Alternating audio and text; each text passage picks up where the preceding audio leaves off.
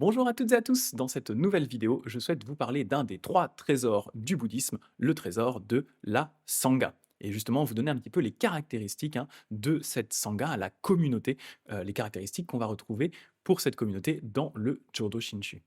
Donc déjà, pour commencer, je vais vous lire ici les trois trésors tels que nous les récitons habituellement dans le Jodo Shinshu. Il est difficile de recevoir la vie sous forme humaine, et pourtant nous la vivons maintenant. Difficile d'entendre les enseignements du Bouddha, maintenant nous les entendons. Si nous n'atteignons pas l'éveil en cette vie, alors dans quelle vie pouvons-nous espérer l'atteindre? Avec révérence, prenons refuge dans les trois trésors. Je prends refuge dans le Bouddha. Puissions-nous, accompagnés de tous les êtres sentients, nous élancer sur le grand chemin de l'éveil, gardant dans notre cœur la suprême aspiration. Je prends refuge dans le Dharma. Puissions-nous, accompagnés de tous les êtres sentients, entrer dans le coffre au trésor du Dharma et atteindre la véritable sagesse qui est aussi profonde que l'océan. Je prends refuge dans la Sangha. Puissions-nous, accompagnés de tous les êtres sentients, unis dans un esprit de fraternité universelle en tant que membres de la Sangha, œuvrer pour l'éveil de tous les êtres. L'incomparable, vaste et profond Dharma est difficile à rencontrer, même en l'espace de kalpa incalculable. Maintenant, nous avons le privilège de l'entendre et de le recevoir. Faisons de notre mieux pour entièrement comprendre le sens réel de l'appel infini d'Amida. Donc on voit bien ici le trésor de la Sangha, où on dit accompagné de tous les êtres sentients, donc tous les êtres, que ce soit les animaux, que ce soit les autres êtres humains, unis dans un esprit de fraternité universelle en tant que membres de la Sangha, œuvrer pour l'éveil de tous les êtres. Donc déjà, on a ici peut-être un premier point concernant la Sangha, telle qu'on la voit dans le Jodo Shinchu, c'est une Sangha qui va inclure l'entièreté de tous les êtres. Donc pour voir ce que dit Shinran à ce sujet-là, on peut se tourner vers le Kyogyo Shinsho, dans le chapitre sur la réalisation. Il y a une citation ici du patriarche Tanluan qui nous explique: dans ce pays de félicité, donc la terre pure, chaque être est né, transformé par le lotus de l'éveil parfait d'Amida Tathagata, car tous pratiquent le Nembutsu et ne suivent aucune autre voie. Cela s'étend même à ce monde-ci, de sorte que tous les pratiquants du Nembutsu, à l'intérieur des quatre mers, sont frères et sœurs. Les compagnons de pratique sont innombrables. Comment cela pourrait-il être conçu? Donc déjà, on a aussi ici cette idée que la Sangha, c'est aussi l'entièreté des pratiquants du Nembutsu. Peu importe leur école, peu importe leur branche, leur nationalité, leur genre, etc. Voilà, tous les êtres qui pratiquent le Nembutsu sont comme des frères et des sœurs, ce sont des compagnons de pratique, ils sont innombrables, il y a une infinité à travers l'univers, et nous sommes tous unis par la même pratique. Donc ça, c'est un autre point intéressant concernant la Sangha. Un autre point que je trouve extrêmement, extrêmement puissant dans le Jodo Shinshu, c'est l'idée que la Sangha, elle, est une Sangha sans discrimination. Voilà ce que dit à nouveau le Kyogo Shinsho, cette fois chapitre sur la foi. En réfléchissant sur le grand océan de Shinjin, la foi véritable, je réalise qu'il n'existe aucune distinction entre les nobles et les humbles, ni entre les moines en robe noire et les laïcs vêtus de blanc, aucune différenciation entre hommes et femmes, entre vieux et jeunes, la quantité de mal que l'on a commis n'est pas prise en considération, la durée de la pratique religieuse n'a aucune importance. Donc vous voyez ici cette idée que la communauté de pratiquants, elle inclut absolument tout le monde, peu importe le genre, peu importe l'âge, peu importe le statut social, peu importe la richesse, tous les êtres sont les bienvenus dans la communauté des pratiquants du Jodo Shinshu. Il y a donc une égalité parfaite dans cette communauté entre l'entièreté de tous les êtres. Une autre caractéristique qu'on retrouve dans les écrits de Shinran, c'est le fait que les différents pratiquants du Nembutsu, les pratiquants de la Sangha, se soutiennent les uns les autres. Shinran explique dans une lettre: les signes de longues années de récitation du Nembutsu et d'aspiration à la naissance se manifestent dans la transformation d'un cœur auparavant mauvais, ainsi que dans la profonde chaleur ressentie envers les amis et compagnons de pratique. C'est là le signe du renoncement au monde, tu dois bien le comprendre. Donc au fur et à mesure qu'on se tourne vers le Bouddha, on va développer un cœur qui est plus doux, un cœur meilleur, c'est ce dont j'avais parlé dans la vidéo justement sur Shinjin en tant que moteur de transformation. Mais cette compassion, elle va aussi bien sûr s'étendre à nos différents compagnons de pratique dans le Nembutsu. Comme on le disait au début, ils sont comme des frères et des sœurs pour nous, et donc on va avoir un cœur doux aussi envers nos compagnons de pratique, et on va se soutenir les uns les autres.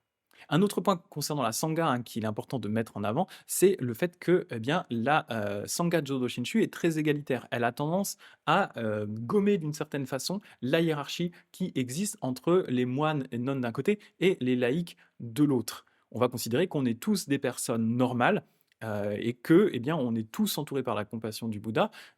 En tant que moine, je ne peux pas attester de la relation d'une autre personne avec le Bouddha. On parle vraiment d'une relation entre chaque personne et le Bouddha. Donc on est tous des compagnons de pratique, on est tous sur le même chemin. La seule différence entre les moines et nonnes et les laïcs, eh bien, c'est tout simplement que nous, en tant que moines ou nonnes, on a plus étudié, on a même de réaliser des cérémonies, chanter, etc., parce qu'on a étudié tout ça. Mais ça ne fait pas de nous des personnes plus avancées spirituellement que les laïcs. On est vraiment au même niveau. Et donc, Shinran explique, hein, dans le Tannisho, des compagnons de la pratique exclusive du Nembutsu se disputent en disant qu'un tel est mon disciple ou le disciple d'un autre. Voilà une objection hors de propos. Quant à moi, Shinran, je n'ai même pas un seul disciple. Voilà pourquoi. Si je faisais dire le Nembutsu aux gens par mon calcul personnel, cela ferait bien d'eux mes disciples. Mais il serait complètement insensé d'appeler mes disciples les gens qui disent le Nembutsu reçu des sollicitations d'Amida. Vous voyez ici, extrêmement important ce que dit Shinran, hein. Il dit, voilà, moi, concrètement, je n'ai pas de disciple. Il y a des gens qui me prennent peut-être pour leur maître, mais moi, concrètement, je n'ai pas de disciple, tout simplement parce que ce n'est pas mon action qui va rendre les gens meilleurs, mais c'est l'action du Bouddha. Donc là-dessus, Shinran, lui, eh bien, il n'est finalement qu'un relais du message du Bouddha Amida, mais à aucun moment il va pouvoir s'attribuer les mérites. Ainsi, des personnes eh bien, se tournent vers le Bouddha et récitent un Nembutsu, etc. Ce n'est à nouveau que l'action du Bouddha, puisque c'est déjà l'action du Bouddha qui agit sur Shinran pour que eh bien, lui-même puisse transférer ce message à d'autres personnes. Donc il ne peut aucunement s'en attribuer les mérites. Et on a à ce sujet-là une anecdote assez intéressante, hein, sur Renyo, qui est du coup un des descendants de Shinran, hein. Il est considéré comme le second fondateur du Jodo Shinshu, et on nous expliquait justement que Renyo, eh bien, à 43 ans, il avait fait enlever l'estrade supérieure de l'autel du temple afin de pouvoir s'assurer que tout le monde était assis au même niveau, lui comme les autres, et il ne voulait aucune distinction entre les laïcs et le clergé. Et il y a un de ses disciples, hein, Kuzenki, qui rapporte plus tard ces paroles de Renyo, hein, qui disait « Je mets de côté mon propre rang, je prends place au même niveau que les autres, et je m'assieds en égal parmi tous. C'est parce que le Shonin, Shinran, a dit « À l'intérieur des quatre mers, les personnes de Shinjin sont toutes frères et sœurs. Moi aussi, je veux vivre en accord avec ces paroles, en étant assis ensemble.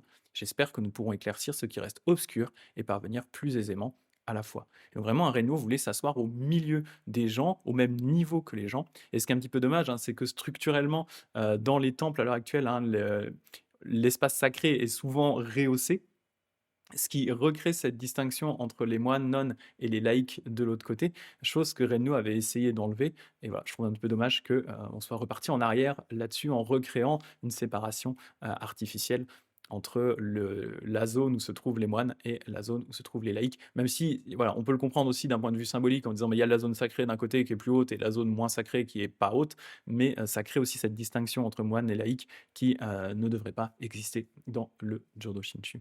Et donc, pour résumer, hein, dans le Jodo Shinshu, eh bien, la Sangha, elle est tout simplement composée de l'ensemble des pratiquants du Nembutsu, sans distinction entre les moines et les laïcs, sans distinction de genre, de niveau d'érudition, d'orientation sexuelle, de tout ce que vous voulez. Il n'y a aucune différence entre les pratiquants. Et l'idée, c'est que tous ces membres eh bien, cèdent sur la voie de la pratique du Nembutsu dans la vie de tous les jours. Le rôle des bonzes étant d'aider les laïcs, hein, d'aider la Sangha à se développer, à atteindre une foi dans le Bouddha Amida. Mais comme disait Shinran, ils ne peuvent pas s'en attribuer les mérites d'un côté, et de l'autre, ils ne sont aucunement au-dessus, supérieurs hiérarchiquement aux membres de la Sangha. Ils ne peuvent pas se considérer plus avancés spirituellement. Voilà, c'est des choses qui ne se font pas dans le Jodo Shinshu. Mais voilà, on a donc une Sangha qui est extrêmement égalitaire. Et donc pour finir, hein, je voulais revenir sur un petit texte que j'avais écrit à une époque où justement je n'avais pas de Sangha. Maintenant, c'est beaucoup plus facile si vous voulez rejoindre une Sangha Jodo Shinshu. Il suffit tout simplement de rejoindre le serveur Discord voilà, qui est en lien dans la description. Vous pourrez être mis en contact avec plein d'autres pratiquants du Jodo Shinshu. Voilà, il y a maintenant ces vidéos. Voilà, c'est beaucoup plus facile qu'à l'époque où j'ai écrit ce petit texte, hein, où j'étais à ce moment-là isolé en France, hein. Il y a un temple en Suisse, mais il n'était pas non plus tout près de là où j'étais. Moi, j'étais tout seul quasiment en France à essayer d'avancer sur la voie du Jodo Shinshu. Et je m'étais du coup posé cette question de la Sangha. Donc voilà ce que j'avais écrit à l'époque, hein. La Sangha représente la communauté des pratiquants. C'est souvent cet aspect des trois joyaux avec lesquels le pratiquant isolé a le plus de mal à rentrer en contact. Comment faire partie d'une communauté lorsqu'il n'y a pas de temple Jodo Shinshu à proximité? Il existe plusieurs solutions, par exemple rejoindre une Sangha online. Donc là maintenant vous pouvez rejoindre la Sangha qu'on est en train de créer ici, hein, sur le Jodo Shinshu, qui n'existait pas à l'époque où j'écris ce texte. Faire le trajet une ou deux fois dans l'année vers un des temples Jodo Shinshu en Europe, ou participer à des événements organisés par un de ces temples en France ou en Europe.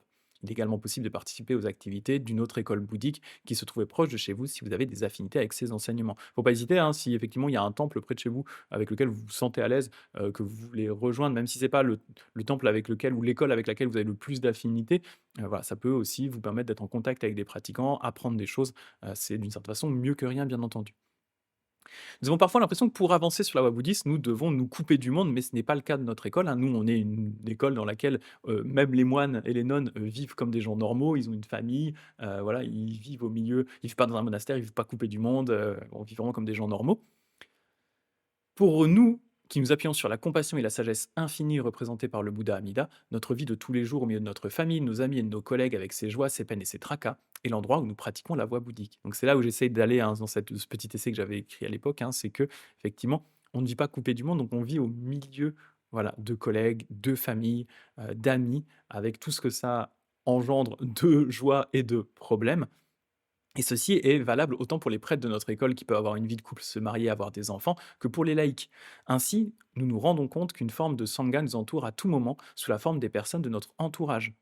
Même si elles ne sont pas elles-mêmes bouddhistes, même si parfois on peut avoir l'impression qu'elles vont à l'encontre de notre pratique ou nous causent du tort, il faut y voir une occasion de mettre en pratique le message de compassion et de sagesse que nous recevons du Bouddha Amida. Donc d'une certaine façon, n'importe qui peut devenir autour de nous, hein, peut devenir un membre de notre sangha, peut être une occasion de mettre en pratique la compassion et la sagesse du Bouddha, hein. Ça peut être votre boulangère, le matin, ça peut être, voilà, votre femme, votre mari, ça peut être votre collègue un petit peu énervant. Voilà, toutes ces choses-là, hein, c'est l'occasion de pratiquer avec d'autres personnes, même si ces personnes ne sont pas bouddhistes. Moi, c'est vraiment ce que j'ai fait pendant des années, que je continue à faire, hein, bien entendu également, quoi. En devenant nous-mêmes peu à peu des personnes meilleures, nous faisons également profiter notre entourage des bienfaits apportés par la compassion et la sagesse absolue en action dans notre vie. Shinran Shonin disait par exemple: de ce fait, vous ne devez pas dénigrer les enseignements des autres Bouddhas ou des personnes réalisant des actes bénéfiques autres que le Nembutsu. Vous ne devriez pas non plus maîtriser les personnes qui déprécient et calomnient les pratiquants du Nembutsu. Au contraire, vous devriez éprouver de la compassion pour eux et prendre soin d'eux. Et Shantideva qui disait: ainsi tel un trésor surgit dans ma maison, sans effort pour l'obtenir. Je dois aimer mon ennemi, car il m'assiste dans ma carrière vers l'éveil. Donc même les personnes qui vont d'une certaine façon à l'encontre de notre pratique, eh bien, peuvent devenir des vecteurs pour, eh bien, avancer sur la voie de la compassion et de la sagesse absolue. Donc ils peuvent faire eux-mêmes partie de notre sangha. Donc voilà ce que j'avais envie de vous dire aujourd'hui. J'espère que c'était intéressant. Bien sûr, n'hésitez pas à bien partager vos avis là-dessus dans les commentaires. Et donc j'en ai déjà parlé un peu dans la vidéo, hein, mais je rappelle que nous avons un serveur Discord. Le lien est dans la description. Sur ce serveur, nous avons plein de pratiquants de différentes branches du bouddhisme. Et tous les lundis à 20h sur le salon vocal de ce forum Discord, eh bien, nous organisons une cérémonie Jodo Shinshu. Donc vous êtes les bienvenus si vous voulez, eh bien, échanger avec moi et les autres pratiquants sur cette tradition qui est vraiment très très belle. Et voilà, c'est l'occasion de rejoindre une sangha, justement, si vous le souhaitez. Et je vais terminer par le Nembutsu. Namo Amida Namo.